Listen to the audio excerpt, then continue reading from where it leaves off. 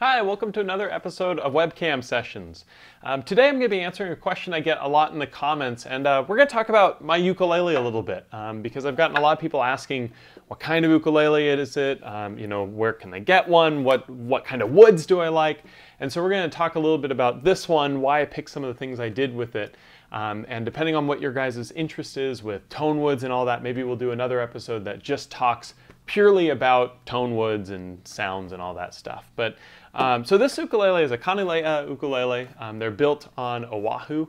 I really love this instrument. I've had it for just over a year now, and it's become kind of my partner for being able to do this for a living. I really feel like I can depend on this instrument.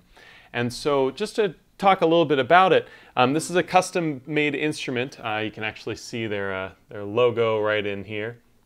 And when I was working with Joe and Kristen Souza, who are the people that run this awesome company, they were asking me what sort of instrument I was looking for, and I mentioned that I really wanted one that was built for teaching. And so this particular model of the instrument, you'll notice, doesn't reflect a lot of light based on the finish. And so this is called their silk finish.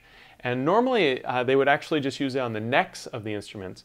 But I believe Ukulele Underground's own Aldrin Guerrero said, hey, let's put it on the whole body. And he started using that for one of the instruments that he uses here at Ukulele Underground to teach. And so it ended up being really nice to show up on video because it's not reflecting a ton of light. But it still is a type of finish that has kind of a glossy feel and texture to it. So it's not quite a true satin finish, which a satin finish oftentimes will leave some of the pores on the wood open. It'll be more of an oil finish. This still has that kind of gloss feel. Now I chose a spruce top for the top of this instrument because I find that spruce projects sound the best. And Kanile'a ukuleles tend to be a little bit warmer and darker instruments, which I really love. I think it's what gives it such a great sound. But I wanted to brighten it up just a little bit by using a spruce top to give a little bit extra punch. Now the sound difference between a spruce top Kanile'a and a koa top is not going to be that big. It's really not a huge change. It still sounds like a Kanile'a ukulele, but the spruce gives it a little bit brightness to just give that sound that I like.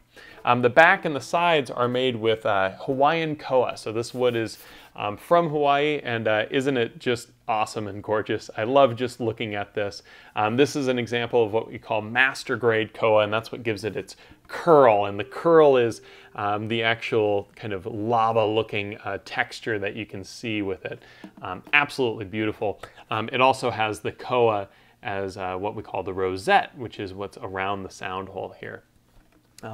So the tone wood I chose to give just a little bit brighter sound, which also helps with teaching because whenever I'm playing into some sort of microphone, like the one that's attached right here, what's been seen cannot be unseen, you'll actually notice that this one will sound a little bit brighter through that because it projects tones in a more direct way, which is really good when you're trying to record something through a microphone. And so the strings that I use, we did a video of earlier, but they're the D'Addario Pro Arte strings. And I really like these. They're a little bit fatter strings. They've got very high tension, good sustain.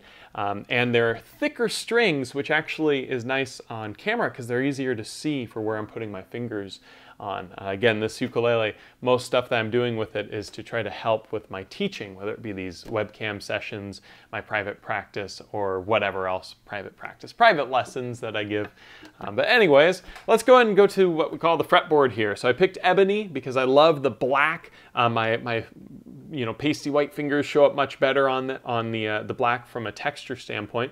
But I also elected to have this inlay done on it. That's inlaying the numbers shown here because I really struggle with being able to look at it. No, I put the numbers on here for you guys. For whenever I'm teaching something, it can help visualize what's being played much easier because we can just look at where we are and see it easier. And it's actually inlaid with sand, cool enough. I believe they use a machine to Dremel out the wood and do this inlay stuff. It's really cool, looks really sharp.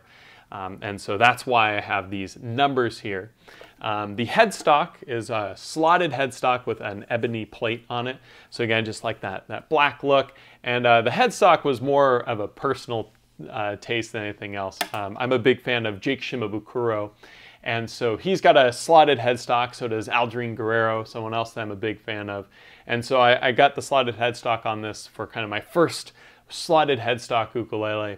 And the tuners that I have are called Gilbert tuners, which are the same tuners that these other players use. And I just love them. They're really smooth.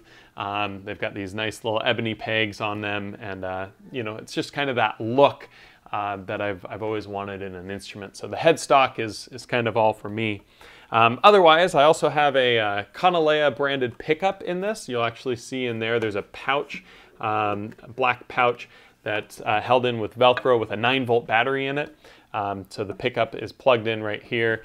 It picks up the sound from underneath the saddle here, and they use what they call a 4-crystal system. So each one of the strings is more isolated underneath that, so the sound is very, very pure. I really love this pickup. It's actually been my favorite. I've tried other ones like the Bags 5.0 and the Maisai and Fishman, and this one's been my favorite by far, just for a pickup for natural sound. And I think that's about it. The neck is mahogany. I've got a strap button installed here. I like my strap buttons on the back of the uke instead of here on the fretboard, so that way when I'm playing up the neck, the strap button never gets in the way. But yeah, one of my favorite wood combinations is spruce and koa, because it gives you the warmth that koa has for the back and sides, and the spruce gives you a little bit brighter of a sound. But this is my ukulele. It's, again, a Kanile'a ukulele, and you can check out more information with them in the link below for Kanile'a ukulele. And you can actually get this exact uke if you wanted to by placing a custom order with them. It's pretty cool. I've been teaching private lessons for quite a while, as I think I mentioned before on this, and most of my students own Kanile'a ukuleles just because I really do think that they're some of the best for the money, and I think they're my favorite factory-made uke. What that means is, instead of going with a builder that only builds so many per year, these guys based in Hawaii pump out quite a few ukuleles, and they all sound really nice. So I can't recommend them enough. But yeah, that's the uke that I've been using on here. A lot of people have asked, so I figured why not talk about this my baby for a little bit. Now, while we're on the topic of kind of tone woods and stuff, I mentioned at the start of the video, maybe we'll do more with that, but I just wanted to talk a little bit about tone woods and something that I find to be kind of a common misconception with it, which is a lot of people will end up buying an instrument because of the woods used as opposed to the brand itself. And this instrument, I think, is a perfect example of how the builder matters more than the woods do, right? And so the concepts of like solid wood instruments and laminate instruments, and then, you know, do I get this spruce and koa or this all mahogany or whatever else? The first thing that I always look for is the brand of the instrument, because the brand is going to have more of a signature sound than anything else. A Kanile'a ukulele sounds like a Kanile'a ukulele, and if I had an all koa Kanile'a ukulele and the spruce one, the spruce top one, and I played them side by side, and then I took another company's instrument like a Mayamoe, for instance, and I played a spruce top Mayamoe and a koa Mayamoe, the two Mayamoe ukuleles are going to sound a lot more similar. And the Kanile'a ukuleles are going to sound a lot more similar. Even though the woods might be the same on, you know, these different brands, they're going to sound very different because the brand is different. And Mayamoe is another one of my absolute favorite companies. They tend to be a much brighter instrument, and Kanile'a tends to be much darker. And they both kind of have these positives and negatives depending what style you want to play. And the wood makes less of a difference for the tone than the make of it does. And so I think when you're looking for a new instrument, especially if you're looking for a really nice one, you want to be looking less at what woods are used and more of what the sound of that company really is. You know, for instance, are you looking at getting a Kamaka or a Kanile'a and you decided on the Kanile'a just because of the spruce top and the Kamaka didn't have it?